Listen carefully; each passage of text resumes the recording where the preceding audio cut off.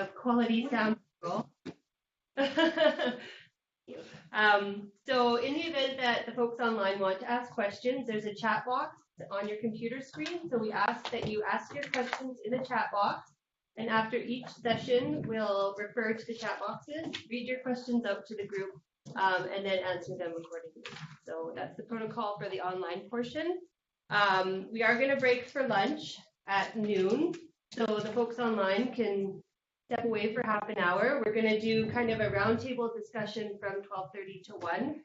So the folks online, if you want to be part of that discussion, please log back in at 12:30. And again, you're only going to be able to chat with us through the online chat bar, but we'll try and make you feel inclusive as possible.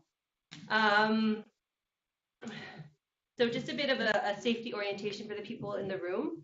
Your closest exit is just to the right here. It'll go down the door, and our muster point in case of an emergency will be across the street in the parking lot. There's a little bend, we'll just meet on the corner of the parking lot. The washrooms are just to the right here of the room as well. Do you have anything else to add, Rich? Okay, it's the muster point. Yeah, it's just across the street. Washrooms. We got that, yeah. Okay, perfect. So I'm with the Invasive Species Council of British Columbia. I'm our training manager for the council, and I'm happy to be here and doing some training up in the north. I'm based out of Kamloops, so I came in last night. And I used to live in Fort St. John for about a year. It wasn't very long, but I haven't been back in 10 years, so the city's booming. It's pretty awesome to see that. I wanted to introduce Anna Barley. We've partnered with the Northeast Aboriginal Business Center on this training opportunity. And so she's the mastermind behind all the business end of things, and I'm more of the invasive species end of things. So, Anna, do you want to say a few things? Sure. Is everybody aware of the Northeast Aboriginal Business Center? It's downtown by the Cultural Center, and what we do is we assist any entrepreneurs in the region that need support, business support, whether it's writing business plans or getting ready for to apply for funding or financing, and that all those services are available for free. We also offer our comprehensive business training program, which is a 2-week free program, and we feed you the whole time. And that is going on right now, actually, every second weekend. And again, that is a free training program as well. So if you're not sure what we do or have never been there before, we also have an amazing Indigenous artists market now in the front space of our facility, and we actually partnered with Treaty 8 to do that. And so pop in and visit us. My background is accounting and finance and business management, and I am the lead facilitator for the business training as well as our Lunch and Learn series of workshops that we offer every Thursday. So that's it for me. Yes, and we also have Reg Whitten in the room. I would pronounce it right. Whitten. Reg Whitten in the room as well, and he's joined the Invasive Species Council of British Columbia this spring as our Northeast Training Extension Specialist. So thank you, Reg, for being here and pulling this all together. Okay, so I can maybe just say a quick little Pita Goe. I would like to say I have been up in the Peace Country for about 25 years or so. Can you come stand here? And, screen? So I've been here in the Peace for about 25 years, originally as an advisor to the Treaty 8 chiefs of northeastern BC, and been involved in a lot of community development and extension work over those years. And so I wanted to make sure that you felt welcome to the territory, Treaty 8. It's our protocol to offer prayer to start our meetings, and so if I could have your attention for that, appreciate that. So I would ask our Creator to watch over us in this meeting and to have good words to say and share, caring for our land and for each other in making this a really good exchange. Thank you for that. To be able to start our day, Colleen is going to facilitate along with Laura, with Hannah on the session. We do have some presentations coming from overseas, over the line, Prince George and from Grand Prairie. Kindly have the connections here. So we're going to do a level of introductions, and we'll be able to connect people by unmuting their phones. as we go. And so I'm just going to be over there and logging things, and with all your permissions, unless there was any objections, the whole session will be recorded and shared later on for the benefit of people outside of the region. So I think that covers things. Thanks a lot, and you can do the rest of the introductions. So in addition to that, I was hoping to snap a few photos. So if anybody doesn't want to be in the photos, please let me know, and I'll do a headshot, a back of the headshot. Okay, when they're okay, perfect. Okay, so I just wanted to do a brief overview of what this course is and what this session's all about. So the Invasive Species Council of British Columbia has partnered with the Ministry of Forest, Lands and Natural Resource Operations under the Rural Dividend Fund to increase invasive species management capacity and training in the Northeast piece. That it's been identified that this is a piece that's been missing up here, and more people are looking for trained contractors to manage invasive species on the land base. So the purpose of the program is to contribute to the economic strength, stability, and resilience of small rural communities, making them more attractive places to live. And also getting those people that are underemployed or unemployed the opportunity to find employment by starting their own business.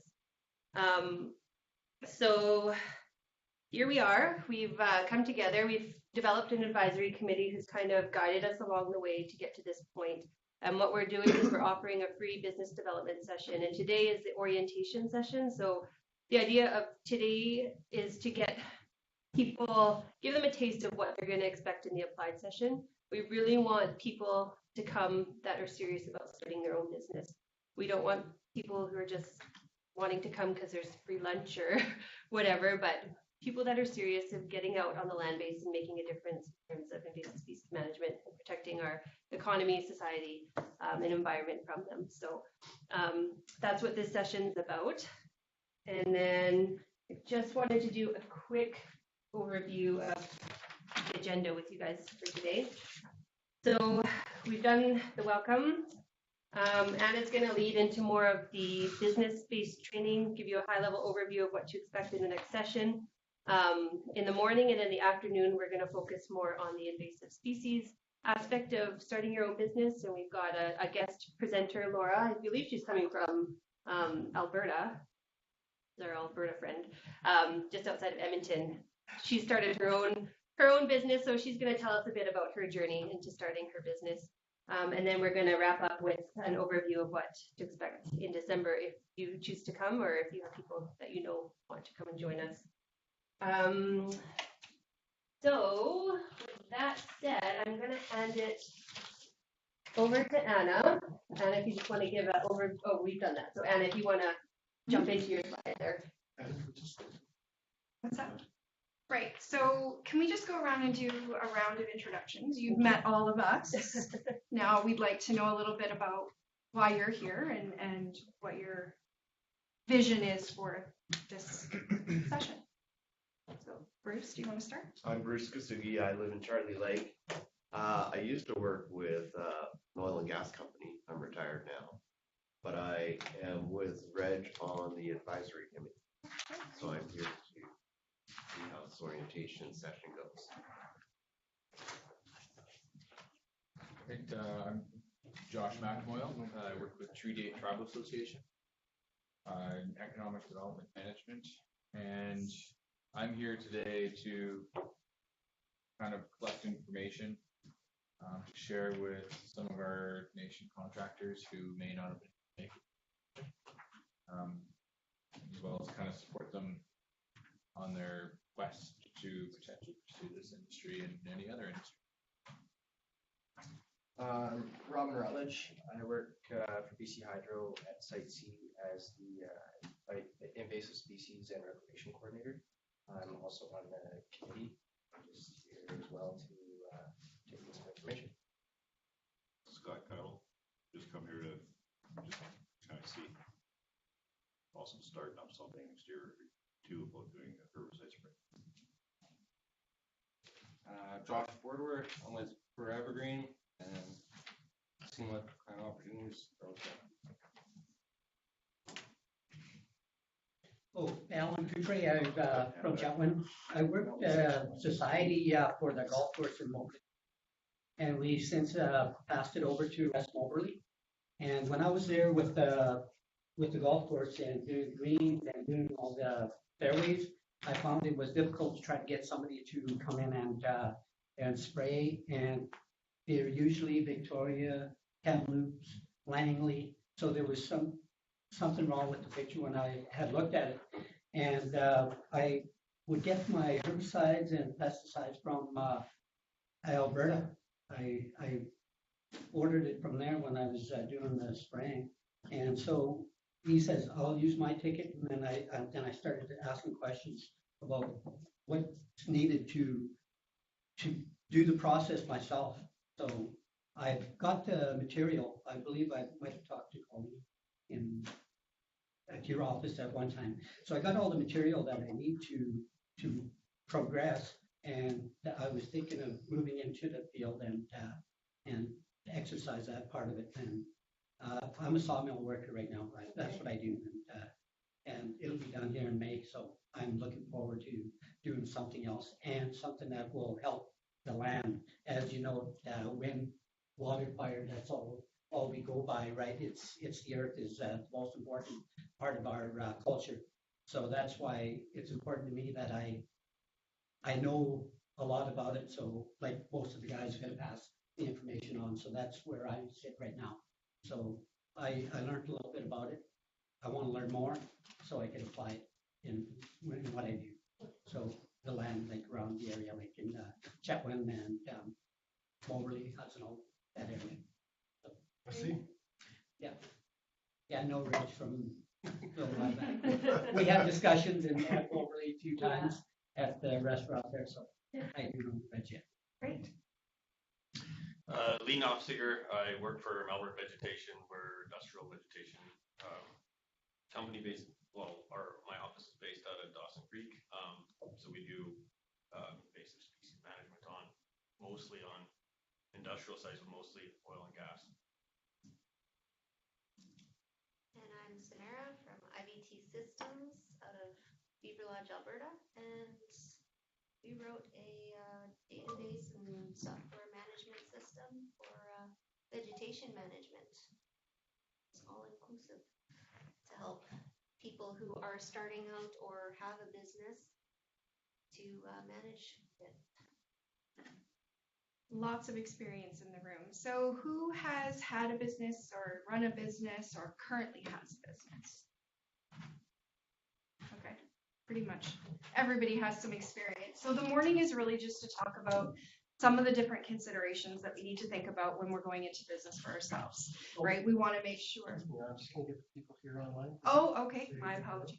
So we're just going to ask the people online to introduce themselves as well. We've got Laura and Steve here. Laura, can you? Hi. Yeah, for sure. Can you hear me? Yes. Okay. My name is Laura Hammer. I'm based out of Ardrossan, Alberta. My company is called Cortex Management. We are similar to some of the people in the room there. We do ag, industrial, forestry, landscape, aquatic veg, as well as aquatic fish and invertebrate control, which is new for this year, getting more into the aquatics. So that's an area that we're really looking forward to working in more. I'm a little different than most of my competitors around here in that I actually don't do a lot of oil and gas. I do all the leftovers that the oil and gas companies don't want. But it's really interesting because it really broadens the scope of the work that we can do. So I'm excited to share some of that with you guys today. Great. And we also have Steve Ardell. Steve, if you want to use your video or just your mic, you can say hello and you would please introduce yourself. Steve, are we connecting with you? If not, you can just Okay. type it into the chat and we can All leave it right, up. we'll follow up with that on Stephen. Ardell family is quite well known up here anyways. So we have a few more people that may show up, 2 or 3 that may show up. So we'll just ask them to work themselves on the other side. Just so okay, so thanks, Dan. So this morning, the topics that we're going to cover is, are you an entrepreneur? Is this the right path and journey for you? What are some of the considerations and requirements that we need to think about when opening our own business, regardless of what type of business? And then hopefully those people in the room that have some experience in the invasive species contracting business can share some insight on those particular issues, because that's certainly not my area of expertise. We're going to have talk about this afternoon some of those experiences in contracting and what some of the opportunities are that are out there right now. And then finally, as Colleen mentioned, we're going to do an overview of what December session is going to look like for those of you who are passing information on or going to be attending yourself. So, are you an entrepreneur? Not everybody in this room is going down that journey, but if you're passing on the information, these are some of the things that you really need to consider when going into business for yourself, because it's not for everyone. It is challenging, as some of the business owners in the room can tell you. There are lots of considerations that you need to think about. So some of the first things we need to decide or explain is, what is an entrepreneur? Well, I mean, everyone knows an entrepreneur is someone who has business. However, what does that mean? What does that translate to? So an entrepreneur is someone who has a desire to work for themselves and they have an idea for a business. They understand the risks and the opportunities involved in creating and operating a new business. They see an opportunity and organize the resources that are required to build, grow, and expand the business. And they're responsible for finding and keeping clients, sometimes easier to find them than it is to keep them, deciding and prioritizing tasks and decisions on a daily basis, and maintaining good customer relations, right? Relationships with your customers is everything. And then obviously the primary goal is to make money through growth and expansion of the business, right? Again, not anything anybody doesn't know, but it's a good reminder. So what are some of the key characteristics of an entrepreneur? Well, according to all of the manuals and all the books out there, the 7 key ones are these. So passion and motivation, right? We have to be passionate and motivated. I know there's a lot of passion in the room for invasive species management and doing it in a responsible, sustainable way. And that really has to be paramount in what we do, right? We have to be able and willing to assume risks, right? We have to be prepared to cope with uncertainty, potential failure.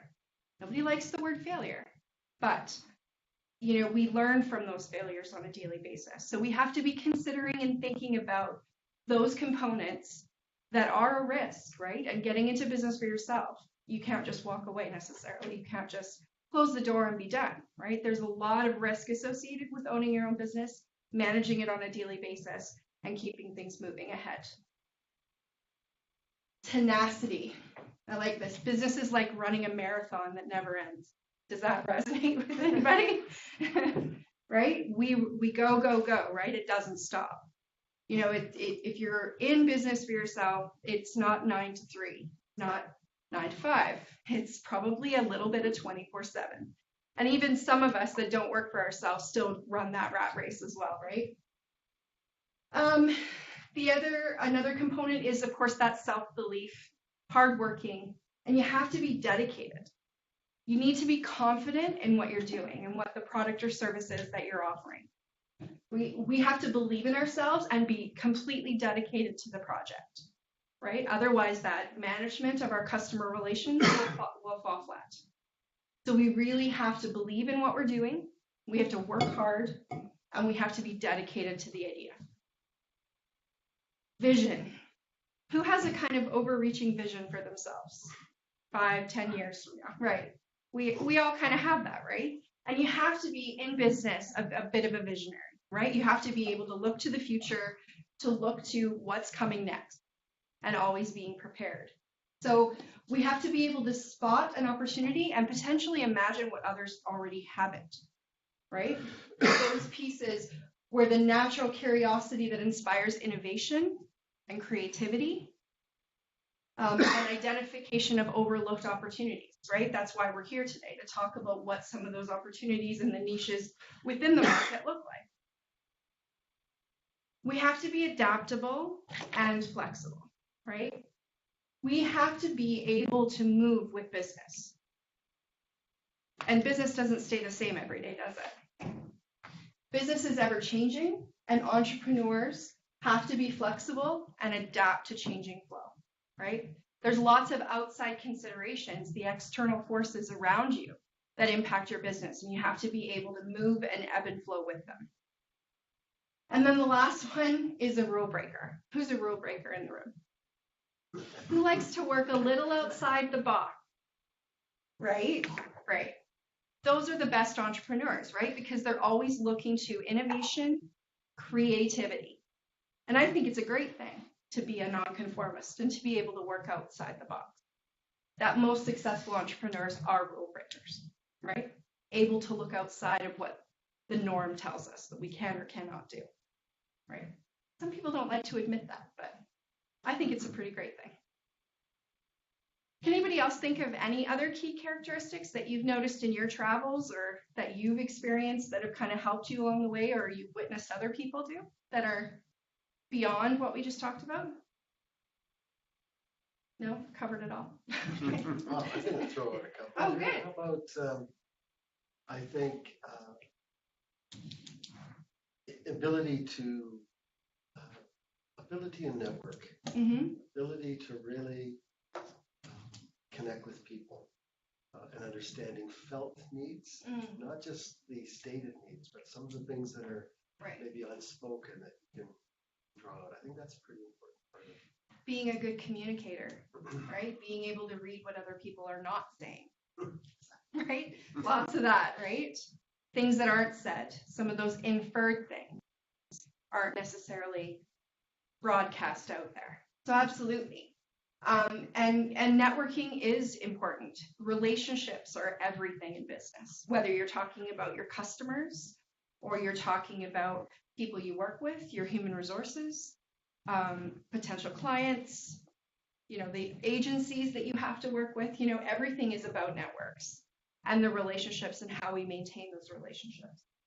Anybody else have anything to throw out there? Yeah. I was going to say, you probably have to be somewhat of an organized person because there's so many different facets of running a business that you have to keep all your, no? I've never been, and I've seen too many people that aren't. Right. I think it's more just tenacity and they're willing to do it. Yeah. I worked in the guiding industry and I've dealt with the type A personalities. Yeah. And the people that have businesses, and some of them really are not particularly smart. They're just willing to do it. Right. And they do it. And they're But it's stubborn. successful. And something else is something I struggle with most of my life, but they're willing to put a value on their services, like a good value. I typically go, that's enough. And a lot of people do that, but they're willing to put a good value on their services. Mm-hmm. It's key. And a lot of people price themselves right out of business, right? Because they That's right. don't put enough value. They forget that the business is creating income for them. Right. They worry about everybody else. I always tell I always say to my students, who's the most important person to pay when you're in business for yourself? You, right? And that's often overlooked, right? We don't consider that when we actually build the business plan. What am I going to pay myself? I mean, why are you in business if it's not to pay yourself, right? So that's a great point. Anybody else have anything to share? There's a lot of experience in the room. I'm sure there's some other stuff. You talked about flexibility. We were ran a concession that was my dealing with people, and to read a person just by looking at them sometimes is quite important. You talked about people not being so smart and yet have the tenacity.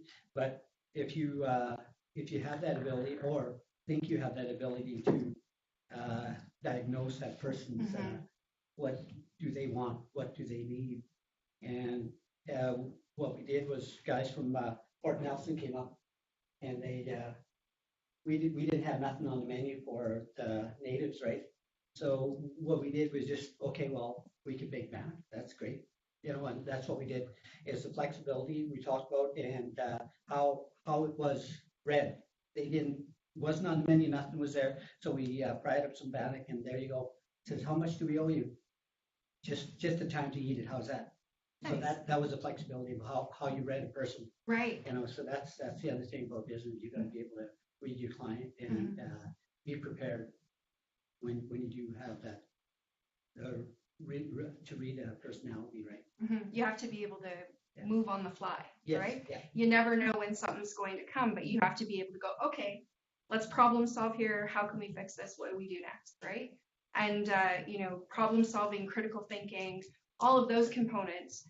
An entrepreneur, somebody in business for themselves, absolutely has to be able to do that critical thinking, problem solving when a not common problem or something you haven't run across before comes across your desk or comes across you in the field, or you got to be creative and be able to think of those innovative solutions. Can I throw out one more? I think willing to accept criticism constructively or whatever, and it can be on all aspects: your personality, your service delivery, your quality of your reports, your quality of your field work, anything that is going to give you a good understanding about how to improve the next time.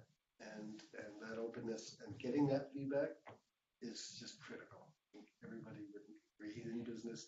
That's how you kind of keep people understanding that they're the customer, they're the client, and they come first. Well, everyone needs to ask for feedback, right? Because if we don't ask for feedback, we don't know, right? Think of the restaurants, right? There's always those comment cards on the side of the table. How did we do, right?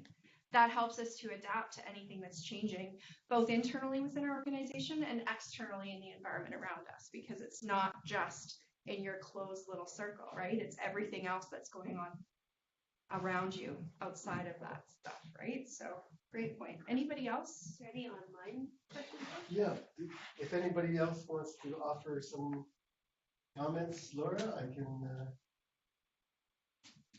No, I think she's saying she's good. Oh, she's good? Yeah, she waved it off. All right.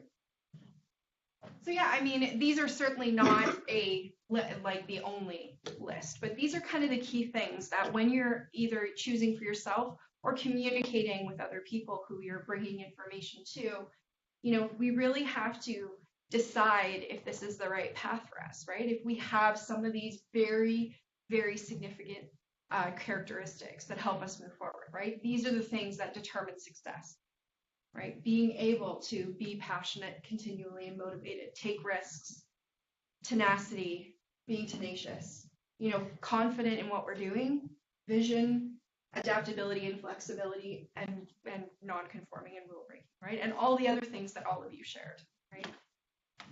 Any other comments or questions before we move to the next slide? So, what are some of the advantages of entrepreneurship? A lot of people, I think Colleen referred to it, a lot of people are underemployed or they're coming out of a different path that they've been on, so you can create your own career through entrepreneurship. Owning your own business is a solution to employment or underemployment, right? So again, you want to consider that. Who likes control? So I need to see more hands than that. Come on. We want to, entrepreneurs in most of their minds like being able to make the decisions, like being able to move the path forward in the way that they would choose to do it, right? So really one of the advantages, a significant advantage, is really about controlling our own destiny, right? We want to make those decisions and we want to be that decision maker that decides, yes, we're doing a project, no, we're not doing a project. Yes, this is sustainable. No, I'm not going to participate there because it isn't, right? So really controlling your own destiny. Who's worked from home? Right? Again, another piece and advantage of entrepreneurship is being able to decide, do I have an office outside? Can I be home more? One of the things that my husband and I decided on very, very early when we had kids was that one of us was going to be home, right? And if we opened a small business management consulting firm so that I could be home with the kids, right? So you're able to make those personal priorities a lot easier, right? Same with setting your own schedule. You can decide to be there for the hockey practices or watch your grandkids, track meets and things like that. We have the ability to, again, be flexible and decide those priorities for ourselves. Satisfaction. There's nothing better than having a great success when you own your own business and know that you are the one that drove that success, right? We get a lot of personal satisfaction out of those pieces. Again, that ability to be flexible and adaptable. A lot of people like to go with the flow, right? They like to kind of do those things and move forward and be able to do something a little bit different every day, right? Being an entrepreneur usually means that day in and day out, there's always something new. Freedom, right? Freedom from other people's policies and procedures, setting our own. Setting and reaching our own income goals, right? Again, going back to the, it's most important to pay you. You can decide what that looks like. Again, the salary pieces, and then of course the one that everybody thinks about is the tax advantages of being self-employed. And we will talk a little bit about that in the next section. But there are tax advantages to being self-employed, right? And with the support of a good accountant, you can maximize those opportunities and those benefits. Any other advantages in the room or online that you can think of, or that during your time as a business owner that you felt was an advantage for you that I haven't listed? Reg, you have something to say. They're really, you've covered the ones that are important to me. Right. Flexibility, creativity. Right. And I think, everyone here is in the room because, managing invasive species is part of, what you guys are driven by as far as, being sustainable and doing it in a way that's responsible, right? And you working for someone else, you don't always have that flexibility. You don't always have that ability to make and choose your priorities. And I don't know that much about the invasive species contracting business, but I would assume, and correct me if I'm wrong, that it's a way of doing the things that are important to you and managing species in a way that's responsible. I would suspect, yes?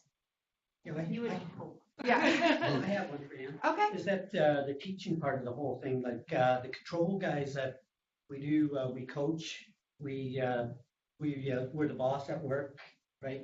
And the other thing about being the boss, you get to teach. You get to teach that other fellows what you know. And I always tell my guys, I run a saw shop at Sawmill, so I coach when I was younger. I coach hockey, baseball, soccer, all that. Mm-hmm. So there again is the control part, right? Somebody told me one day, he says, take it easy. I go, why? He says, you're going this far and you want them to learn that quick. He says, yeah, but they're going to get there. He says, yeah, let them get there. But anyway, the learning part of teaching and passing it on, that's the big part. My teaching when I have apprentices is that's an advantage, I think, where you get your own education, give it to them, and when you see them getting better than you, that's what I tell them. I want you to be better than me. That's the whole part of that apprenticeship program, right? In BC anyway, and Alberta, is that try to get better than the teacher themselves. When they do get there, then you're just happy right here. And a kid catches a ball, passes the puck, whatever.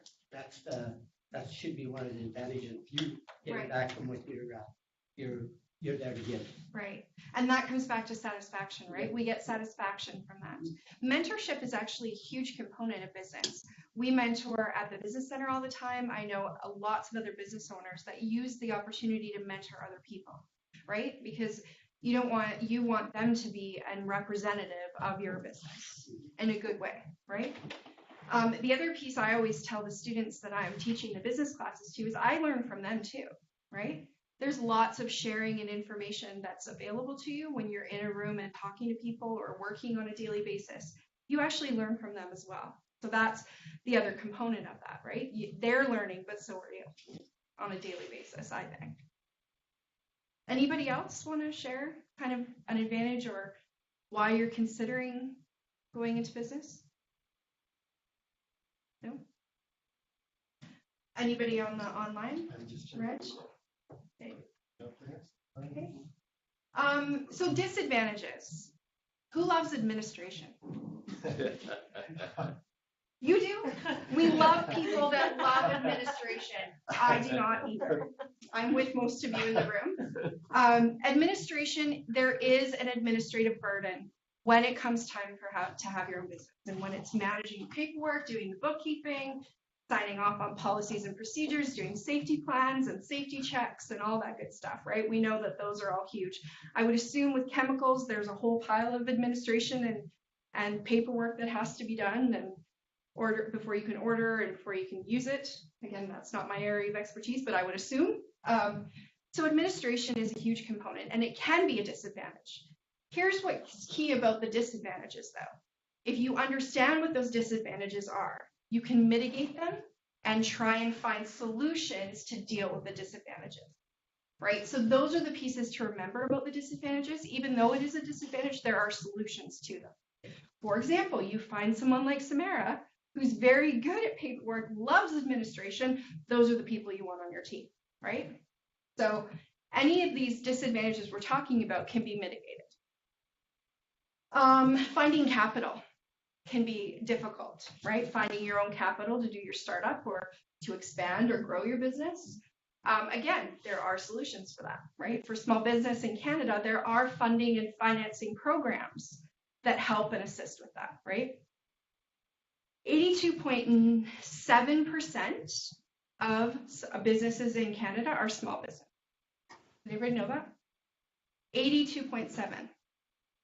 There's very, very little in the large businesses, and it looks like they're large businesses, and they are. But the challenge is that those big businesses hire the small business, right? So they're a huge economic driver in our economy, both regionally, community-based, across the province, and across the country, right? So there are lots of programs that they've set in place to encourage and grow small business, right? And in the applied session, we'll get into that more and talking about what some of those solutions to that capital piece, getting your startup going, and what some of those solutions are for you. Competition, right? I mean, everyone has competition, right? One of the things we always say is don't assume that you have no competition. You may not have any direct competition who's actually doing exactly what you're doing, but there are replacements for what you do in everything, right? There's alternatives. People can go to another source or, get something that replaces what your product or service that you're selling. So competition is out there and we have to be aware. But focusing on things like our competitive advantages and what makes us different or better can help mitigate that competition piece, right? And can I jump in? Yeah. Competition, it's an interesting aspect of, the typical aspect of business. But we also seeing is co-opetition. And co-opetition isn't quite often something that's explored really far, but there's a lot that can be done between businesses. So joint ventures are a typical example of that. And people are saying, well, wait a minute, I've got enough of the piece of the pie, and I think we'll share a little bit more about this later. Yeah. But I think that's an important, know your competition, but also know that if you've got a specialty that you can bring that you can't necessarily compete with the bigger guys, you can really enhance your ability to sell. Again, it's about those niches, right? Right. Just because somebody's out there doing what you do, there's probably some sort of specialized niche that you can find that you can actually move into, right? A lot of those bigger guys can't necessarily do the niche markets. I think Laura brought up, she does all the leftovers, right? So she does the other things that the big companies aren't doing. So there's lots of niche opportunities to consider and think about too. And sometimes that's where the best opportunities lie, is in those specialty type niche markets. Did you want to say anything about that, Laura? Nope. Okay. So yeah, again, remember that these disadvantages are just about knowing and being aware, and then what can I do to mitigate and deal with those challenges, right? Loneliness, right? Sometimes working on your own can be fairly lonely or isolating, right? The trick is, again, for that, is to make sure you get out and network, as Reg said earlier, right? Get out and actually work with people and find people for your team and, have a good established network around you to kind of mitigate some of those things. I do a lot of business writing, grant proposals and things like that. And sometimes I'm down in my basement in my office working for hours and hours and hours on my own, right? So, you got to be aware of it because you don't want to slip into that where you're not even getting out of your pajamas every day and you're hiding in your basement, right? I mean, sometimes that can be a good thing, but you don't want that to be the consistent way that you're working every day, right? It's important for us as human beings to interact. So just be cognizant of that. Lack of consistent salary, right? Business up and down, slow times. Sometimes you have more contracts than others. That can be a very hard bubble to to continue to move through. But again, planning, knowing your cash flows, estimating what your sales are going to be, making sure that if there is a slow time that you're mitigating or making sure that you've got reserves or working capital in the background, right, to support you through those kind of less busy times. I would assume that there's very seasonality driven for invasive species. Is that correct? Yeah. Right. So you have to plan for those slower times when the cash flow isn't flowing as freely, right? So again, being prepared for that. Work schedule. So for those of us in the room who had a business or worked for another business, how, especially in this business, I would assume with it being seasonal, that you probably have peak times that are super busy. Is it a 9-to-5 job? No. Very rarely does an entrepreneur work only these windows, right? It's usually, there's paperwork to do back to the administration. There's things that have to be caught up, emails to catch up on, somebody to send a proposal to or a RFP to. So, your work schedule can be overwhelming and can be very, very busy. So again, setting that time aside for your outside personal priorities, right? Family, spending time with your kids, going to those hockey games and watching and coaching the grandkids, right? We have to be cognizant that our work schedule can be overwhelming, and we again need to make time for ourselves so that we can stay motivated and passionate about what we're doing. It can get very overwhelming very quickly. It can be risky, right? Going into your own business, you're responsible for everything that goes on. So it can be a risk. I would say it's a risk worth taking, but that depends on your opinion of how far you want to take that, right? I've actually found that I've worked for both myself and other people, and I definitely prefer to be the person guiding what's going on. So, I'm willing to assume the risk. You might need additional skills, right? Not everybody goes into business knowing everything that they need to know. For example, I think there's certification that needs for invasive species management. You can go and get certificates and further education about that. Taking some accounting classes just so you understand how to read a financial statement, although we are going to help you with that if you choose to take the applied piece. But there is additional skills sometimes required, and you have to be prepared to go and get those skills or find someone to bring to your team that has those additional skills. Self-discipline. Who's good at that? See, we need the Samaras and we need the Colleen's. I actually find myself, it depends what's going on in my life, but I find discipline something that I struggle with, right? Because it's easy, especially when you're working alone, to kind of fall into those patterns. So I find having people working around me keeps me kind of accountable to myself, right? Because there's other people watching and kind of looking at what I'm doing. So I find it easier when I've got people working around me with that self-discipline piece. Any other thoughts or anything to share around the disadvantages? Again, I think it's really important to remember that the disadvantages, I believe, definitely outweigh the advantages, but the importance of understanding what your disadvantages are in particular to your situation is about being able to mitigate them, right? Putting things in place so that those disadvantages don't overwhelm you. And then focusing, really promoting and focusing on those advantages. Any comments? Questions? I want to comment on the capital piece. Quite often we think if we're starting our own business, I've been in it 25 years or so, and I often think, well, going for this capital or going for this support is only for the bigger enterprise, except for specialty programs, like for unemployed people that are typically programs. So I think getting an understanding of what it is and when it is good to go for that, as the bigger firms do. We hear that all the time. Right. Bigger firms getting these incentive programs. So maybe you'll be able to cover that a little Yeah, bit more. I mean, I can even just talk about that briefly. We have some great resources available to us as Aboriginal contractors or people working with Aboriginal contractors and even non. Has anybody heard of ATCO, All Nations Trust Company? Yes. Yes? So All Nations Trust Company is based in Kamloops, and in Kamloops, they run what's called the First Citizens Fund, which comes from the federal government. And small business and band-owned businesses can actually apply for up to $99,000 with a business plan to get the business started. And so where that's advantageous is that part of it is granted back to you. And so there's that piece. And they also have a grant program as well, where you can actually apply to get your business plan completed, to do feasibility studies, to bring in professional services to come and support you and help you get your business off the ground.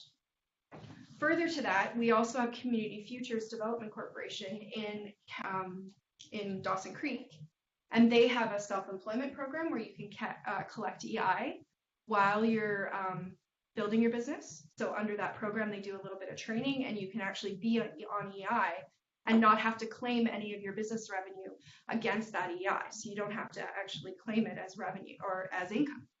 So that's a great program. They also do loans anywhere from $2,000 to $150,000 they can do for a small business. So those are two examples. There's tons of different programs out there. In the applied one, and I actually have, if anybody wants to know more, I have it in my book here. There's a list of about 10 to 12 different programs that entrepreneurs can access, both Aboriginal and non-Aboriginal, for getting their business started. And some of them are funding grants, and some of them are actually low interest loans or a combination of the two. So there are lots of solutions out there for that capital piece. Does that answer that? Okay. And your banks, the banks, what a lot of people don't know is that the 5 major banks, they also have a small business loan program separate from their actual loans within the banks, and they're 98% guaranteed by the federal government. So you actually, people don't realize that there's a small business loan program available to them, but you have to ask for it, right? Because they want to sell you their product, right? They don't advertise it necessarily, but the federal government actually guarantees those small business loans through I forget what they call the program. I'll look it up after, but a lot of people don't know that's available to them. And so with the federal government, if it qualifies guaranteeing your loan, that means security and capital becomes less of a burden sometimes for the small business owner. So that's another piece that a lot of people aren't aware of. Any other pieces, either advantages or disadvantages, or anything to share with some of your experiences and what worked and what didn't and what was challenging? No? Laura has it. Oh, okay. Comment. Perfect. Go ahead. I think one thing that, in terms of advantages, disadvantages, is one thing you really have to understand is the toll on your family. That's something that we're always talking about the entrepreneur, but we seldom talk about the people that surround the entrepreneur. And if you're the entrepreneur, you're kind of like you're the hub of the bicycle spoke and of the bicycle wheel, and everyone else radiates around you, and they're all essential to you doing what you need to do, and you can't do it alone. You cannot do it alone. So I think that's just something that's often missed in the advantages, disadvantages. You talk a lot about how you can go to that hockey game. Nope, you can't. So I don't know. I think you have the freedom to think that you can. But in terms of sacrifice, I think that and the people around you that make the sacrifice as well. So I think it's really important to make sure that when you are making this decision, that you are considering all of these advantages and disadvantages, not just for yourself, but for the people around you too. If I could share as well, we also have Steve Riedel that's joined us. He's a reforestation contractor and has been in business. Not his mic going. So he shared a comment. He says, the principle I've learned over the years is this: the circumstance forces you to do the discipline necessary for that circumstance. It is an advantage to put yourself in these situations in order to develop character needed to advance and in effect be competitive. Another comment was mentioned that experience alone is not helpful unless it is evaluated experience. It was illustrated with the food industry asking for comments on how we did.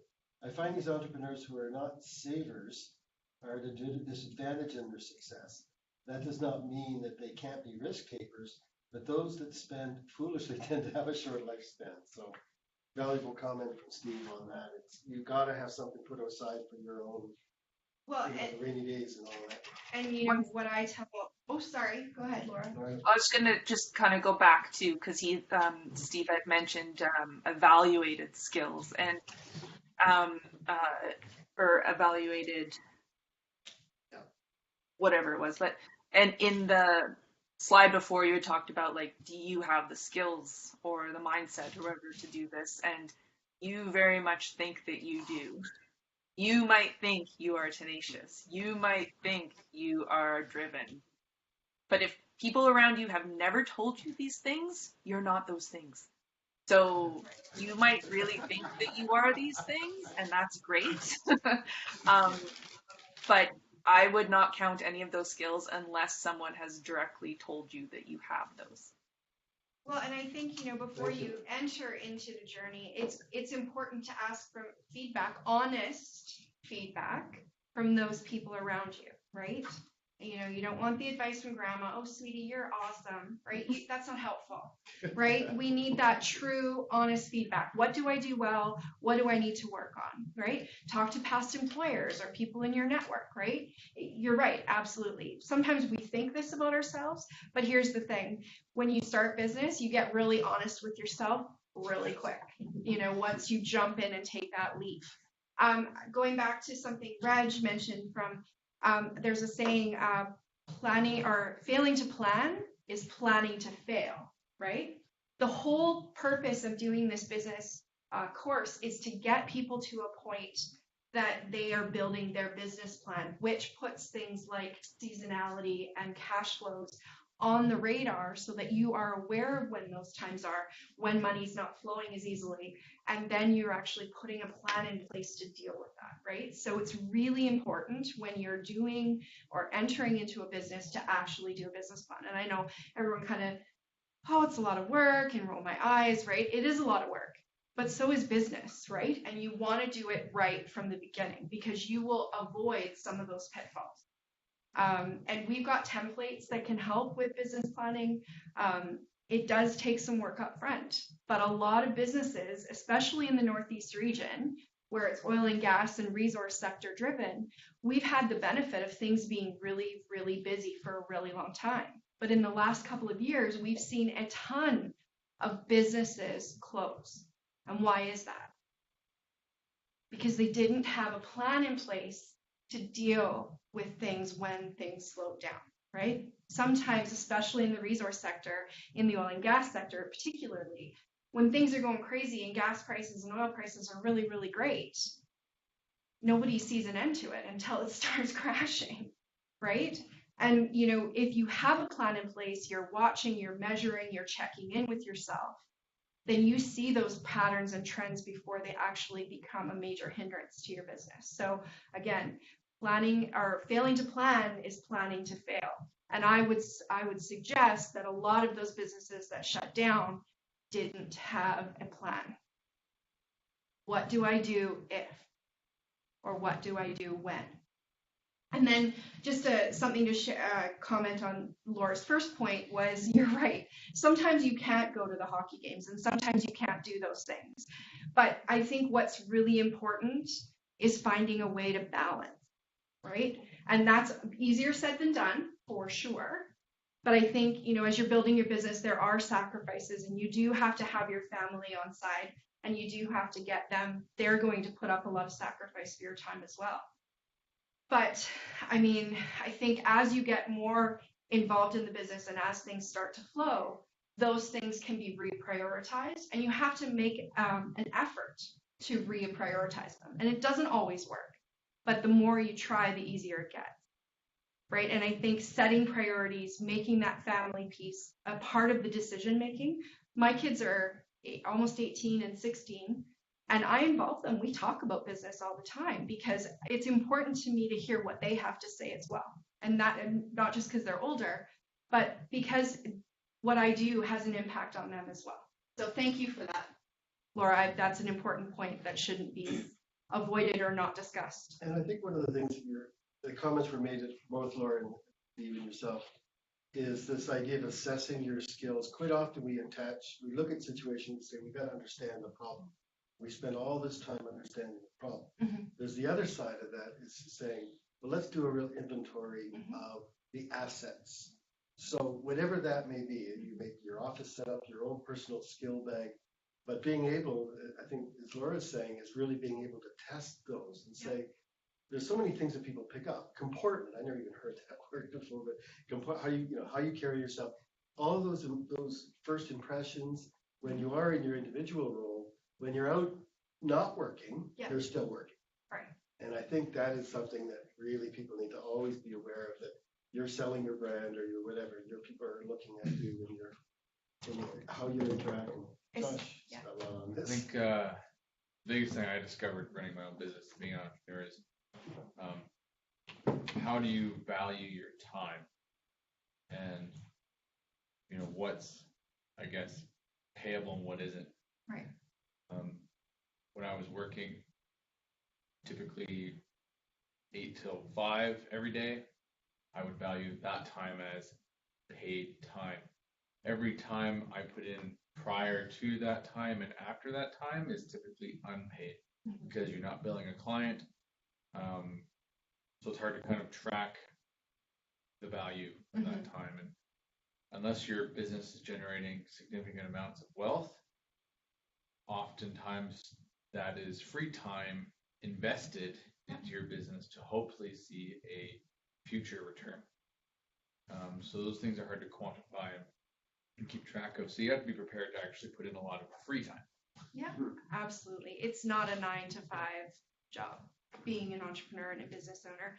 The business planning process helps you kind of work through some of those things. What am I going to set my hours, and what am I going to set my salary as, and what does the market allow for? What is the cash flow base that I can actually draw from, right? And it's important to know what your personal household budget is so you know what you can pull out. The other piece of it is that, there are certain tax advantages for leaving money in the company, right? So you got to work with kind of the experts to figure out, just because you could pay yourself, $150,000 a year doesn't necessarily mean you should, right? So again, I'm going to go back to the planning process, and I know that I'm sounding like a broken record, but this is kind of what I train on a fairly consistent basis, is that business plan, regardless of whether you're taking it to a funder or somebody for financing, that business plan is just as valuable to you to work through the decision making that needs to be put into your business, right? Because if you start doing the market research and you start conducting kind of those analysis pieces, taking an inventory, as Reg says, some of those will be answered through the process. So it's almost like the process itself is just as important as the end result, right? It's the process of going through those steps to do a business plan. Thinking through things that sometimes when we just leap into a business, we don't necessarily consider or think about, right? And market research should be fairly extensive. And it covers a lot of different things like what the market's willing to pay, what can I do, what are some of my niche markets, like anything and everything can be answered through the process. Well, not everything, but almost all of the considerations. If you do your market research properly and invest the time in it, can answer some of those key questions. And going back to what Reg says, about the comportment and how you carry yourself and what you do when you're not in business mode, especially in these small communities, everybody knows everybody, right? So it is important to make sure that however you're putting yourself out there is how you want to be represented. And that's not just you, that's your team as well, right? If you have staff, you want them to be conducting themselves and portraying your business in the way you would want it done, right? So it doesn't mean it's just about you. It translates into many different pieces and all the people that surround you and how you want them communicating about your business on your behalf. So that gets bigger conversation. But any other comments? All really great discussion. I see one of the loneliness up there, but I don't see the other part about physical health, right? Health is pretty important. If you're not, if you're doing administration stuff, you're not moving as much. Yeah. But if you're out in the field, you're active. And if you come from a field where you're always active and then you go to a different field, Yeah. your physical body is not keeping up to your mind. So and then all of a sudden you're, then you're sluggish and whatever it takes to be healthy and mind and body, right? So I don't see that No, as a disadvantage, right? You're very right. I mean, personal care when you are working for yourself is hugely important. It's hugely important when you're working for someone else. But who has been working on a deadline and a project and forgotten to eat or forgotten to go outside and get a little bit of fresh air to wake back up, right? I'm guilty all the time. So yeah, taking care and prioritizing self-care is super key as well. Yeah. I'd say something a little bit. When I was running a guide outfitting business, you got your 100 telling you stories, you got your guides coming, your cook coming, everybody's coming and talking to you, and rushing through going. And I gotta tell you, the counterpart of it, I was happy just to go get a hotel room and lay on bed and watch TV. Nobody around talking. Loneliness, my ass. It's like, leave me alone. Right. No, for sure. You Definitely. have enough. I mean, and it totally depends on the business you're in, right? And sometimes, you can't choose who you have to deal with on a daily basis. And sometimes you want the world to go away and just leave you alone. And again, it's a balance, right? Finding that balance. Some days we have to work with so many people we want to run away. And some days we're all by ourselves, right? So again, finding that balance of what works and what doesn't, and making sure you're paying attention to your physical cues and the things that are going on in your head, right? Sometimes we need that space to just not think anymore. And those are important to identify. And so constantly taking inventory and a self-assessment of how am I today? What am I doing? What do I need to prioritize? And what do I just need to give myself a minute, right? Absolutely. Anybody else? I think from a client perspective, producing very clean and efficient and effective end product is highly looked at. Right. So that's probably going to be addressed later on, but yeah, that's the end goal, is providing the client clean product that they can use. Right. Because there's, especially in invasive management, final annual reporting to the regulators and government needs is, so having a nice, clean, easy to read report is well looked at. Well, and I mean, especially in this business, there is a significant impact if the quality isn't there in what you're doing, right? I mean, if you don't do the job properly, there could be a very negative impact to not just you, but people around you, other businesses, other species, I'm assuming. So quality of work is absolutely integral, right? And hopefully when you're going the business journey for yourself, you're thinking about those things and you're always striving for that high quality and making things efficient and doing it in the right way. What I think is really important what Robin's sharing there is you may have an opportunity, even though you're a small player or perceived to be small at this time, can actually set the standard. So you could actually set a standard in terms of your QA, QC in your reporting or whatever, that you can actually outblow some of the bigger competition because you've actually taken the time to understand exactly what the client needs to see to make their life easier in reporting or whatever, right? If you took a report and say, yeah, I can just pull that, and that's going to save me 2 days of time. So I think that's a big part of the setting this standard for reporting for your industry. And those niche, like the technology that's available that wasn't there 10 years ago, like even though the technology is expensive for small business owners, but some of that stuff just makes your life so much easier and sets you that much apart. So there's different investment opportunities there as well. Absolutely. And I think one of the things about, the environmental component is that we're all way more aware and conscious of what we're doing and the impact that it has on the environment and what goes around and other species and all those things. And I think we have an opportunity to educate those around us while we're doing the business by doing it in a quality way and by, taking that next step and using new technology and all those pieces, right? I doubt very much, and the clients in the room can speak to this better than I can probably, but if you found new and efficient ways to do things and still maintain the quality, I bet you they'd be right on, right? To take on maybe a new, more innovative and creative way of doing things, right? I mean, who's not going to take that opportunity? Most businesses That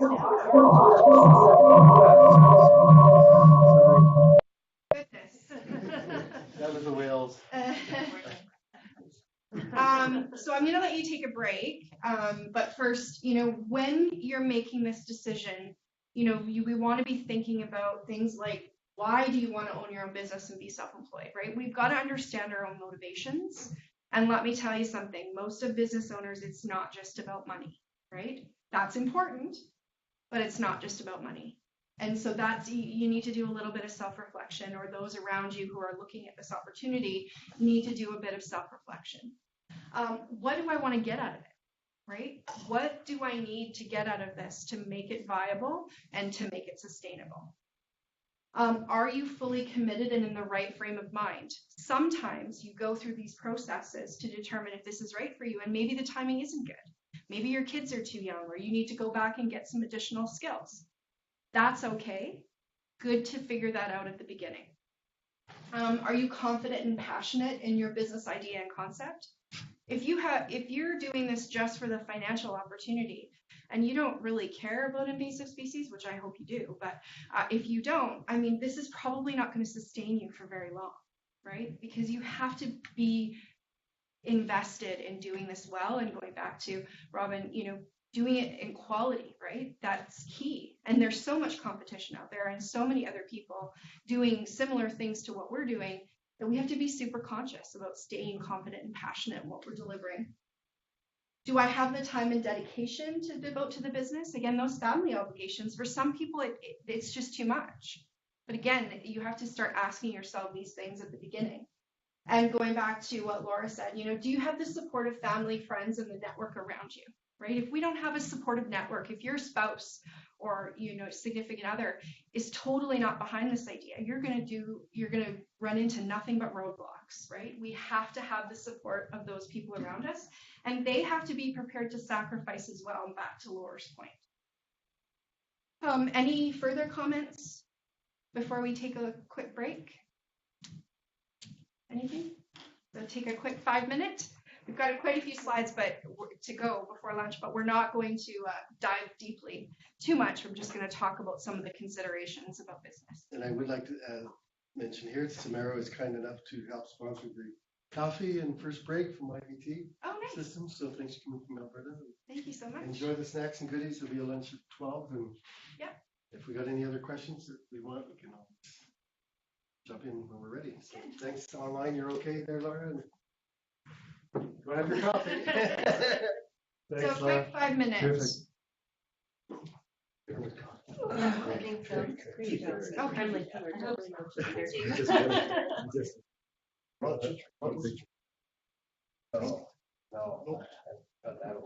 I mentioned. I got a question. No, all my family really from Southwestern. Yeah. Oh, right. We celebrated Foster. Yeah. Norwegian heritage. Yeah, ours is spelled hard. I think there's a Foster's right here, or right in Dawson that does it too. So yeah, they're trying to Right. Oh, okay. Not available. I actually had a problem worse. I had a cousin.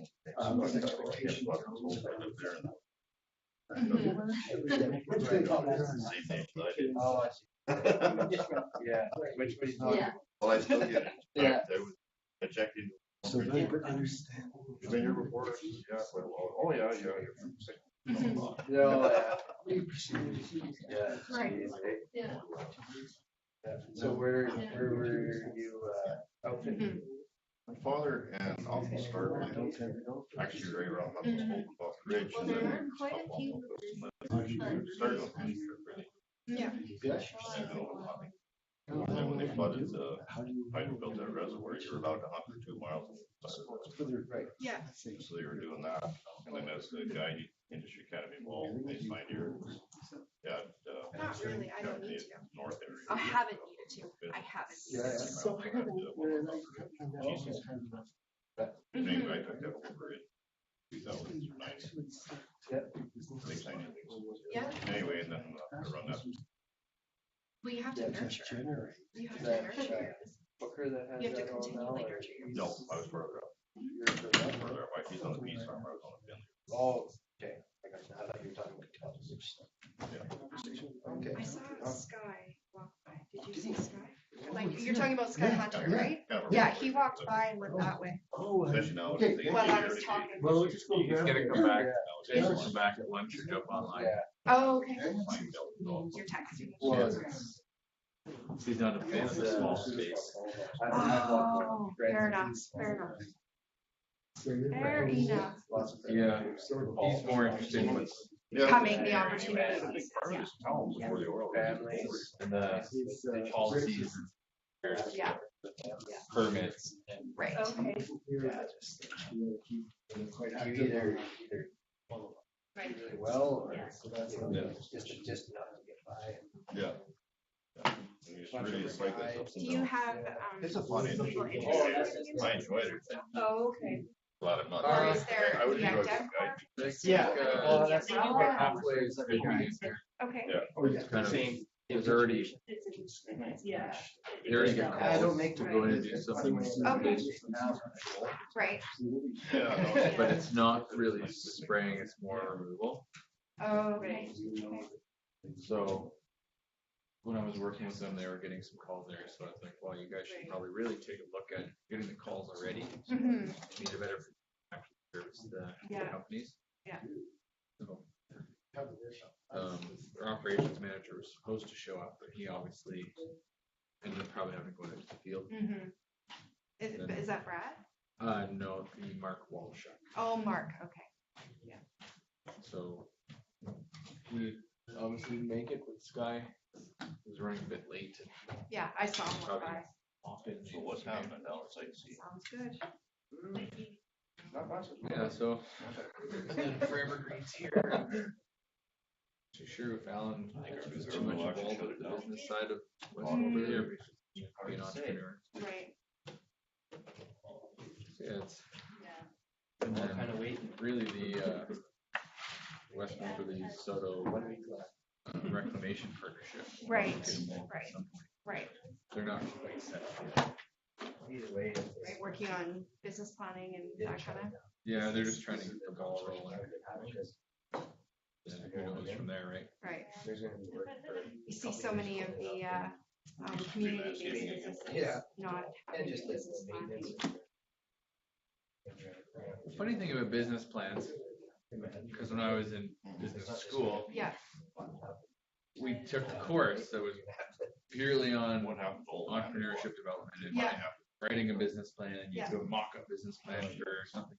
And then at the end of it, they're like, so business plans are great and they get you to this point of operation, Yeah.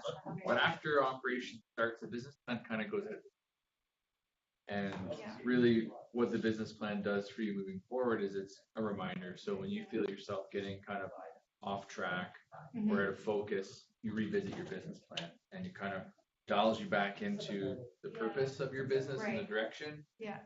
And then it kind of gets pushed to the side again because a business plan can't predict what's going to happen No. in business. And it's just, it serves a purpose. Its purpose is to provide a direction, secure funding. Once you get into the operation, day-to-day business, I mean, it's like a safety manual. How often do you look at your safety manual? Right. It's Well- kind of something that's in your desk for referral purposes, but it Yeah. doesn't really dictate how you do business and how you function on a daily basis. No, I would agree with some of that for sure, but I think what you can do is you can pull out some of your components and use it as a measuring stick, right? For example, if you develop your cash flows and then you really quickly see that there was some consideration that you didn't know or weren't aware of, or some change in the external environment, you can go back to that that cash flow and actually make adjustments, right? I mean, you're right. There's certain components of the business plan that, once you've done them, you've done them. But I think there's tools in a business plan that can be used to measure against, to check in with yourself, to be reviewing, right? Things like your projected sales and who are your customers and cash flows and all that stuff, right? The plan itself may not all of it be relevant, but there's still things certainly to utilize, right? And I mean, you're right. I also think that a business plan, a template is great, but it's going to be so individual to a specific business that there's no specific formula, right? So what might be relevant to one person's business plan doesn't mean that it's as relevant to another, right? So, I mean, a template is just something to work from. And like I was saying earlier, I think sometimes the process is more valuable than what you get at the end, right? Because it's Just going through the motion. well, and how often do we actually sit down and plan out everything? I mean, most of us don't do that on a daily basis, right? So I think, again, the process is super key. Yeah. Well, sometimes you kind of get distracted chasing that low hanging fruit. Right. Right. Those immediate wins, right? And things that you can do. But what about the bigger opportunity that's going to take a bit more work, right? Long term strategies and everything. Absolutely. Do we have people back or? But I meant online. So. Because we had Laura and Steve, right? I'm sure Laura will. So Josh, you do this? You do quite a bit of this? Herbicide stuff? None. None? Oh, I just here to feel it out, see, yeah. yeah, we know how to fit on it or. You guys what want the to rates civil are, or or- I brought it. Sorry? for everything? She's Yeah, gonna bring spoons. I do the Sorry. environmental waters, so. No, that's suburban land. Perfect. There is, yeah. I thought she was I'm bringing thinking this spoons, might but she went, I Keep don't know why she busy went this off work spring. instead of spoons. Well, I mean, the biggest thing with environmental monitors is it's so spotty. It's like, oh, we got a project and it's a week, and then there's a lull, right? And what do they do for the next week or month? And then all of a sudden they monitor it again. A lot of times the work isn't overly rewarding or physical. It's kind of like, you can sit in this truck and tell us if you see anything on. So we're gonna have to move through the actually. next slides a little bit quickly, but these are some of the major areas that we're gonna cover off in the 3-day, in the more applied session for those of you or that you're bringing to the table or that you're encouraging other people to come to the table to do. So I'm gonna go through these pretty quickly. So of course, the first thing you need to think about is your legal structure, right? Sole proprietorship versus partnership versus a private corporation, whether you call it incorporated, limited, corp, those are all the same. And then there's the cooperative, right? And we see those are a little less common, but there are ways of building a cooperative, bringing multiple people to the table and running your business in that way. There's advantages and disadvantages of each one of those methods.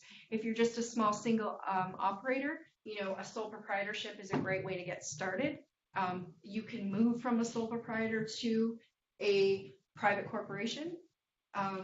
You can't move backwards as easily, right? So it's okay to start small and start with the sole proprietor model. Less administration, a little bit less cost at the beginning and to maintain. But I would suspect that there's a lot of liability components to this type of business that may require, a private corporation. And that, hopefully we can get into more of the specifics around that in the applied session.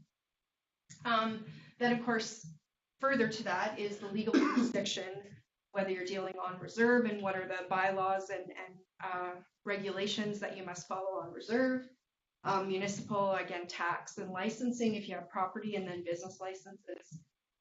The provincial legal jurisdictions on tax, PST and whatnot, and all the legislation around, is it provincially or federally mandated as far as invasive species? Is that provincial and federal or just provincial or?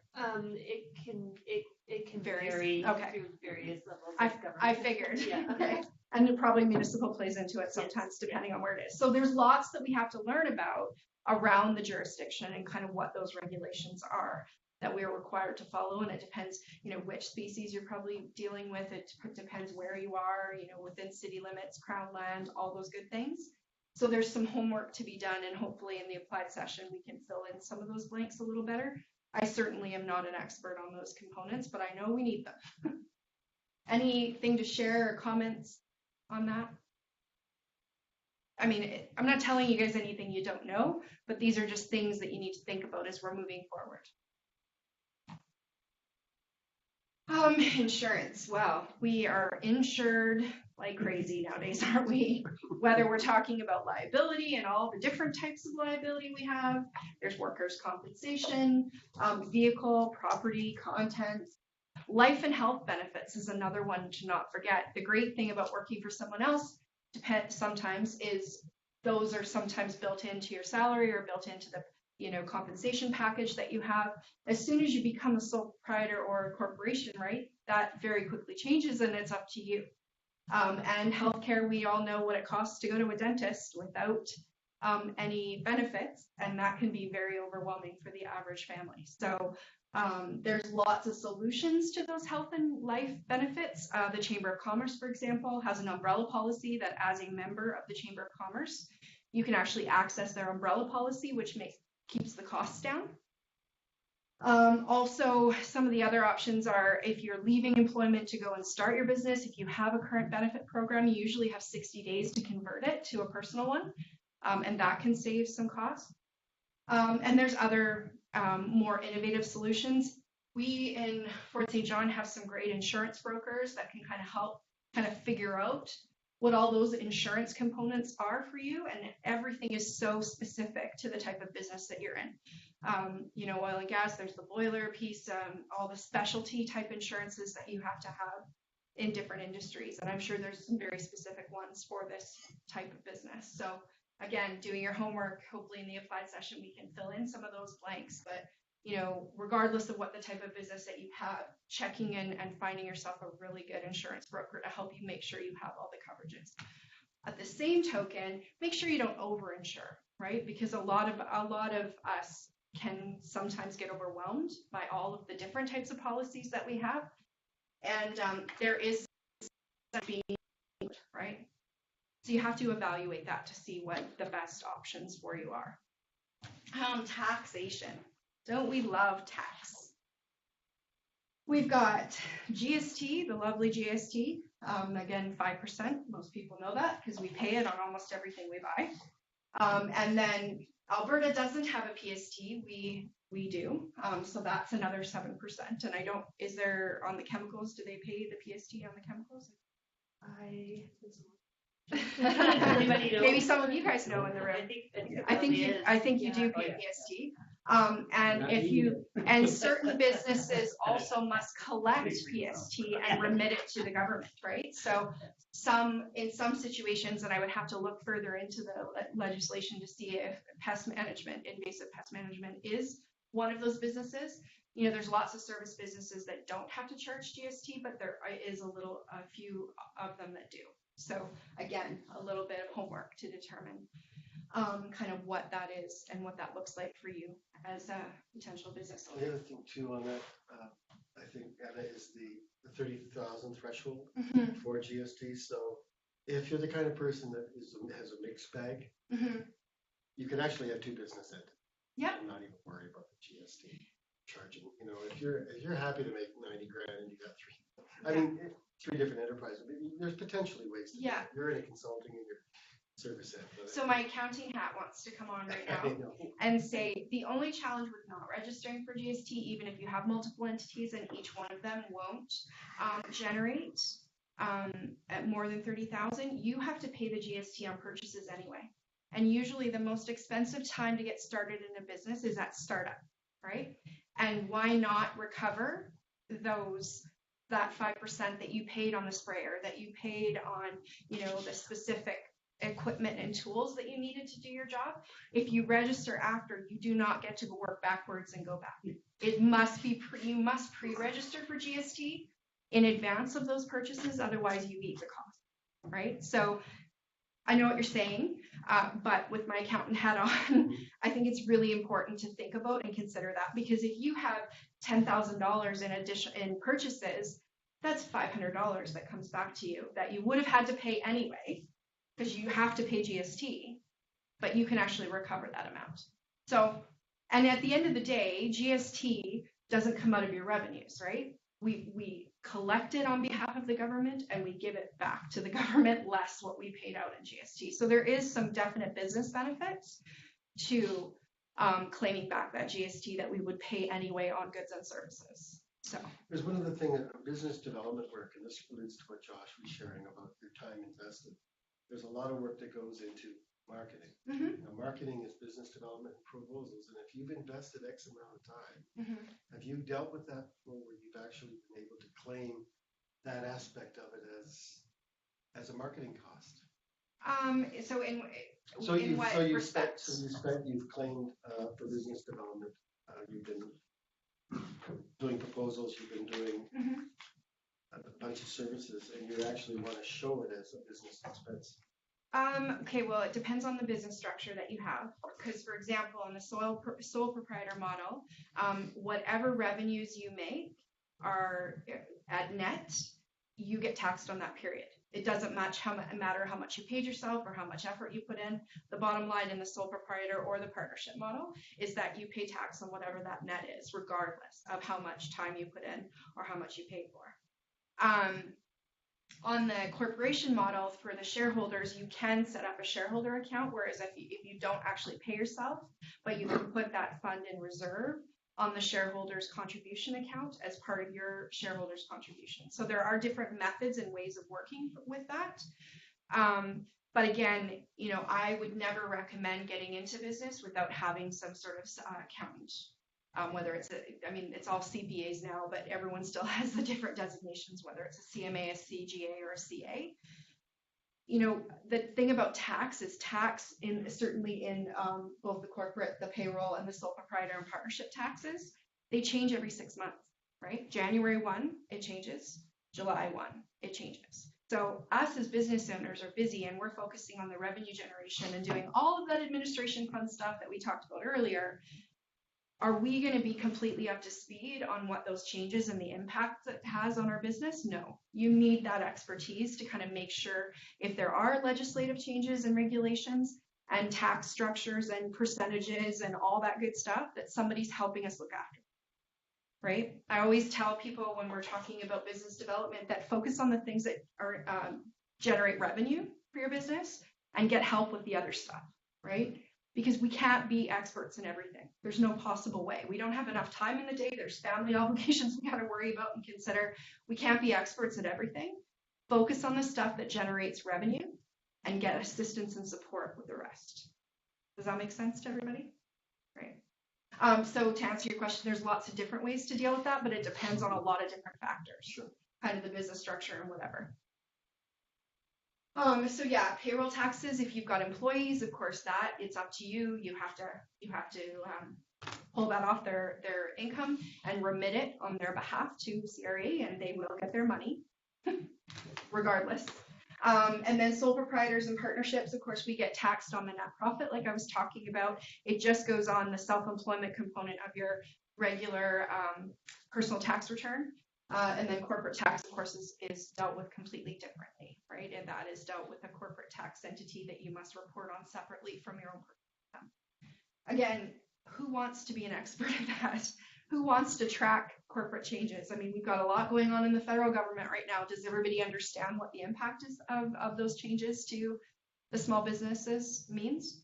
We hear a lot of stuff in the media, but how does that actually impact us, right? So we need that expertise to kind of be on our team to make sure that if there are adjustments and structures in the way we do our business, that we have somebody supporting us to make those decisions and help. Any questions or comments on that piece? Again, I'm not telling you anything you don't know. Everyone knows there's payroll tax. Everyone knows there's GST and PST, but they can be dealt differently depending on the structure of your business and the type of business that you're in. So it's important to kind of get that expertise piece to assist you. Other considerations. So research and marketing, right? A lot of us are lucky that sometimes we don't have to do a lot of marketing, right? Some of the First Nations businesses and community-based businesses, people come to them because it's part of their IBA or their EBA expectations, and there's a requirement that they have to engage you on an economic basis. But not all businesses are like that, right? So We've got to do a lot of that research. We've got to check in on those different pieces and determine kind of what's the best way to put our name out there. What does that look like? Logos, branding, messaging, all those different things. Do I need a website? Do I need a Facebook page? Does everybody use social media as a business tool? Yeah. Just for point of interest, the Northeast Aboriginal Business Center is actually hosting on November 8th a workshop at the Cultural Center, which is all about using social media for business. It's super low cost, and we've got 5 experts coming in from the Lower Mainland to talk about kind of those specialties and how you can use it to your advantage for business. And it's only $69 to go. So I'm going to go because I am terrible at social media, and it's actually become quite a tool. And I've heard more than one person say in the Aboriginal world, the social media piece, Facebook, has become a very huge part of that marketing tool. So if you're not a great expert at social media and you want to use it towards as a tool in your business, there is that available. But not all businesses, some are better in LinkedIn and some are better on Instagram, right? The beauty industry is like, it's totally about Instagram and what's sharing on Instagram and Snapchat and all that good stuff, which so over my head. My kids know more about it than I do.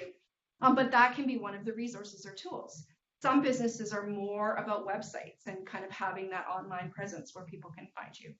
Your businesses are all individual. It depends who you're marketing to, who your clients are, who you have, your communicating messages, all of those different things. So, got to consider those pieces. And you also have to allocate a budget to that if those things are important to you, right? Those things don't happen for free. So when you're doing your planning, you've got to build that into the budget and the cash flows, right? I need to know how much I'm prepared to put forward to spend on research and marketing. Human resources. When you talk to business owners, what is the most significant burden that they have? It's dealing with human resources, right? It's dealing with the team and the people. And it's the most significant draw of resources, whether it's financial or just mental, right? As you were talking about, dealing with people, right? Human resources is one of the biggest time suckers in the world for a business, right? Dealing with who's on your team, making sure they're properly trained. Where are you going to find them, right? How are you going to get those qualified people that you need? Do they all need certificates or, specialized training to be able to offer the services that we're talking about in the invasive species model? Human resources, you need to put a lot of thought into how you're going to manage that and how you're going to deal with it. Turnover can be very detrimental to a business. You spend all that time investment in training them, and then they go somewhere else, right? Huge drawback to business, right, is that turnover, and can be very significant barriers to a lot of employers finding qualified people that stay, right? So you got to think about what's the retention strategy, right? What are some of the things I'm going to offer to keep people, right? We see in the oil and gas industry, people move around to different companies. There's a couple of people I know that had worked for like 6 different companies in a year. They're always looking for the greener grass on the other side, right? So what are we going to do? What's our retention strategy to try and keep people and retain them so that our business continues to move along and we can meet those client needs and requirements, right? Has anybody had some experience with that? Trying to manage human resources? Alan's kind of nodding his head and smiling as I'm talking about this. It's the apprentice part of it. You train somebody for a year and then he's gone. You've lost that year and right? Then you start over again. So you're 2 years behind. Then if you use after 2, then you're right. 3 years behind. So you're right. That's what we're struggling with. I used to be a controller actually for an oil and gas service company, and one of the biggest things I spent doing was managing our employees' ITA, portfolios, right? Making sure they got all the stuff they needed at the right time, and then they'd get to the point where they got to their red seal, and then they'd say bye-bye. So the owner would invest all of this time and send them for training and, put them on, make sure they had all their hours. And then they would get their accomplishment or whatever level of trade that they needed. And then they'd move on to somebody who was offering them something better, right? That's probably tens of thousands of dollars that was invested in that one employee just to have them walk away now that they have their seal. Crazy. So I've had experience both with staff and subcontract. And I'm Yes. finding that both are really useful, obviously, for the seasonal approach to this kind of work, where the career development programs that are available, the cover that covers minimum wage component, right, are really valuable. And the subcontracting ability to actually draw people in that you really don't want to administer Right. for payroll purposes. So it's really something for people to get a good handle on what is it to manage a subcontractor Right. effectively. And you can put a lot of different administrative burdens onto a subcontractor. You can also put liability to a subcontractor where they actually take some of that liability on and it all doesn't rest on you. So absolutely, you have to evaluate your human resources needs, the seasonality, all those pieces. Does it make sense for me to try and retain a full-time employee, or do I bring people on a subcontract basis project by project, right? And that can be a great solution. It's usually a little more costly, or at least it appears to be costly, but as soon as you start adding up benefits and CPP and EI and all the things you're responsible for as an employer, sometimes it's actually cheaper to pay that premium price up front than to have to do all the back end expenses that come along with actually having an employee. So that's a great point. Yeah, absolutely. And we dive a little bit deeper into that in the applied, more focused training, right? About making those decisions and kind of pre-assessing whether that makes sense, and talking about what's a personal services business and when does CRA deem you as a personal services business if you only have one client, right? Shell and all of the oil and gas companies in recent years have moved away from a lot of that employee model and moved towards subcontractors. But the problem with that is that you have to pass certain tests to be deemed a contractor. You know, you have to have more than one client, you have to provide your own equipment and all those things, and that wasn't happening. So what happened was, when they do a review, when CRA does a review, they determine you've only got one client, you've only got, you know, they're providing all the equipment and telling you when to work and giving you a truck. They go back and they say, no, you're a personal services business, and they assess you based on personal taxes, not corporate taxes, which there's a significant difference, right? So be careful about that, right? If BC Hydro is your only client, you can't necessarily do a subcontract with them and still pass CRA's test. So that's something you got to consider. Yeah. I'm just curious if you know, Anna, if you're a sole proprietor, you're being taxed based on the personal income tax amount. So if you're in that situation as a sole proprietor, they don't care. They don't care, right? Because they're already taxing you at that higher level.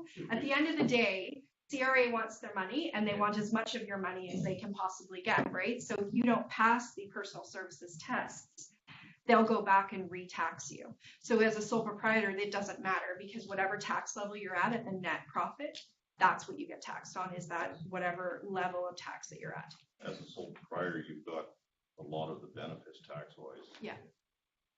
You do have the liability, but on the other hand, you're kind of on the radar. That was my advice from my account. Right.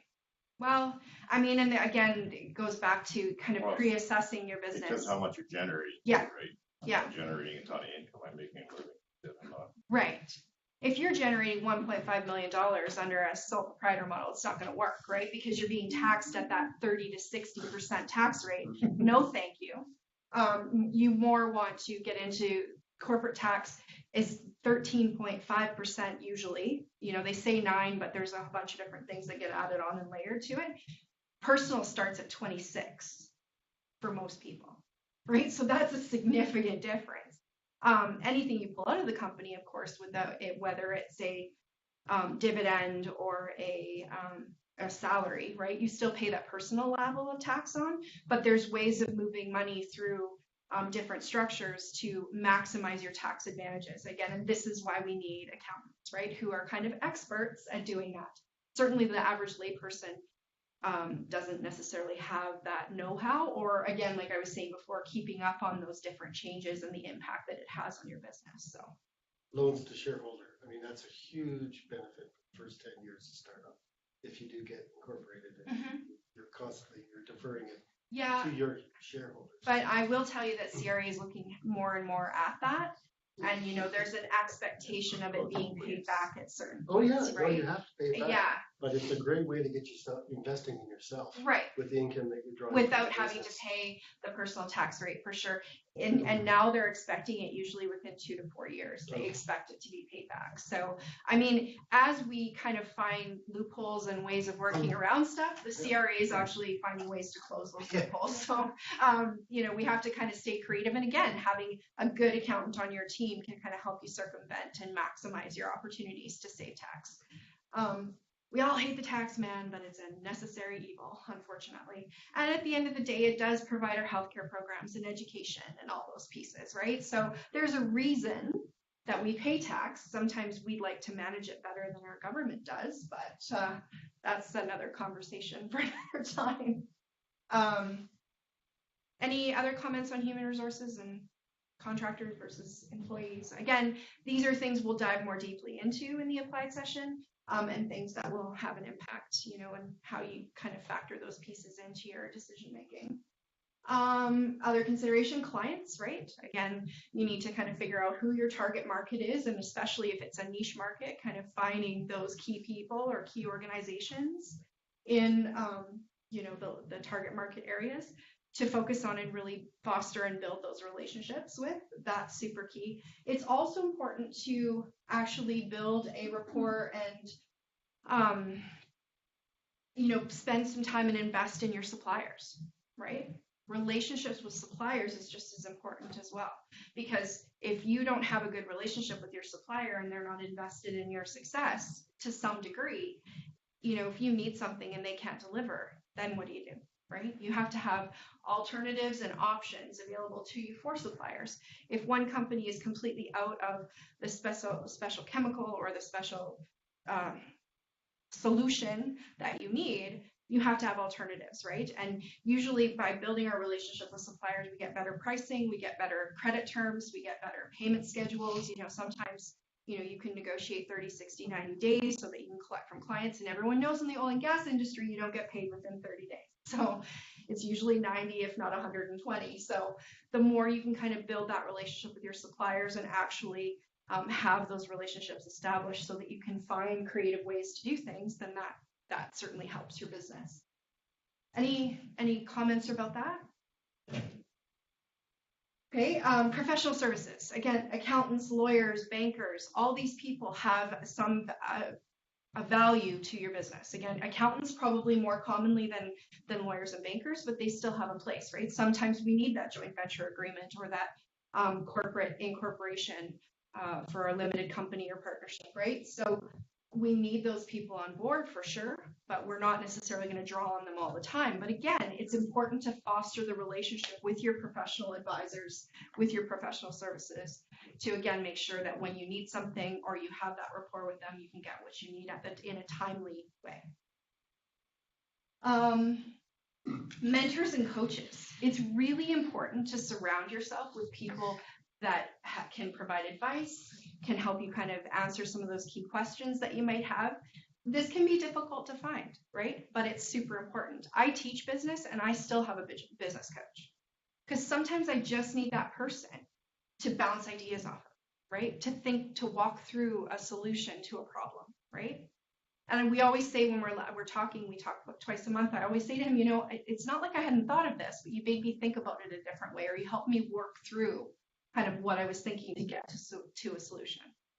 So if you can surround yourself with mentors and coaches and have those people in your network, in your tool chest, that can be so invaluable for business, right? Because there's always somebody to bounce an idea off of or to think things through in a different way that you hadn't thought of or considered before. Competition, we talked a little bit about that earlier. Competition is healthy, right? It keeps us accountable. It would be very rare for me to hear about a business that had absolutely no competition. I would challenge that, because we've got competition and we also have our direct competition and we also have indirect competition, because people do have alternatives. There's lots of different things out there that are alternatives to what we do, right? It might not be the same, but there are alternatives that we can utilize, right? A common example is a restaurant, right? Is a restaurant, or are only restaurants their competition? No. Anywhere you can get food is competing for their revenue, right? Whether it's a grocery store, whether it's a fast food joint, right? People have alternatives. They're not going to necessarily only go to another restaurant to serve their needs, right?